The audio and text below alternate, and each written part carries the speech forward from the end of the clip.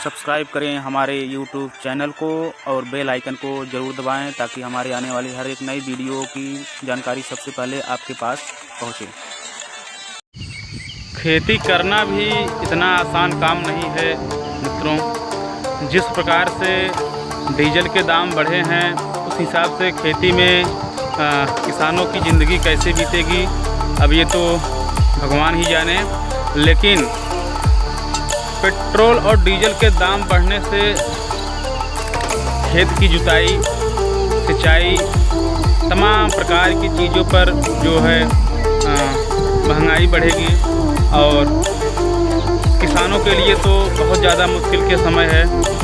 कहाँ पर 50-60 रुपए में था तभी से जो है किसान बहुत मेहनत करते थे हाथों से और कुदाल से, और फिर ट्रैक्टर लेके जो खेत में आते हैं, सभी के पास ट्रैक्टर तो होता नहीं है, दूसरों का ट्रैक्टर लेके आते हैं किराए पर, वो भी उसका भी जो है किराया देना पड़ता है, डीजल लगाना पड़ता है।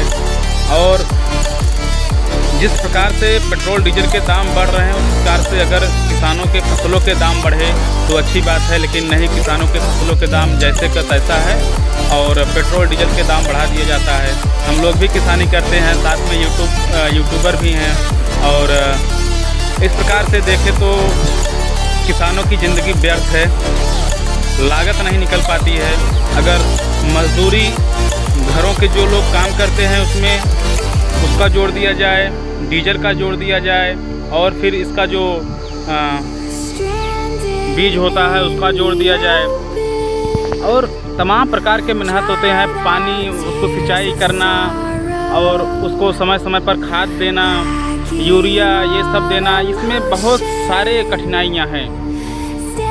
और रही बात खेती में सरकार उतना ध्यान नहीं दे रही है किसानों के लिए। कोई किसान अगर क्रेडिट केसीसी पे लोन भी लेता है तो उसको भी सारा दिक्कत सामना करना पड़ता है, क्योंकि अनाज का दाम तो उतना ज़्यादा है नहीं जिससे वो क्रेडिट कार्ड का लोन चुका सके।